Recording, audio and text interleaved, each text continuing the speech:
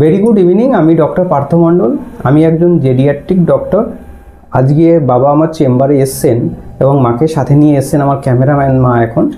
তো আজকে আমাদের সোসাইটিতে জেডিয়াট্রিক্স মেডিসিন কতটা দরকার সেই সম্পর্কেই বাবার কাছ থেকে দুটো একটা কথা শুনবো। বাবা, এখানে যে এসে আমার ট্রিটমেন্ট দেখলে, তো এটা দেখে তুমি কতটা খুশি বা স্যাটিসফাইড? আর এই রকম পরিষেবা যদি আমার সব মা বাবাই পায়, বয়স্ক মা বাবা পায়, তাহলে তাদের ক্ষেত্রে কেমন হবে?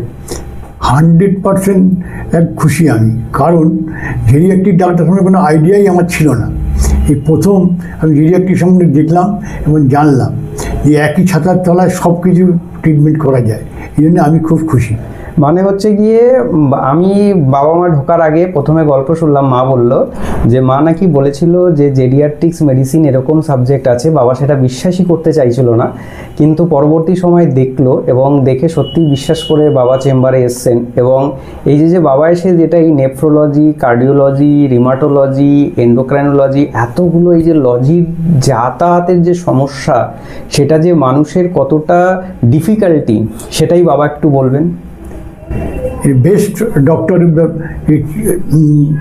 কারণ যে একই ছাতির তলা সব কিছু ট্রিটমেন্ট করা যায় এবং সব কিছু জানা যায়। এই জন্য আমরা খুব খুশি। আচ্ছা, এই বয়সে বাবার, আমি ফার্স্টেই বললাম বাবার যা স্বাস্থ্য এবং বাবার দেখতে যতটা সুন্দর, যে বাবা ইয়াং এজে কোনো সিনেমা টিনেমা করেছিল কিনা, তো বাবা খুব ভালো।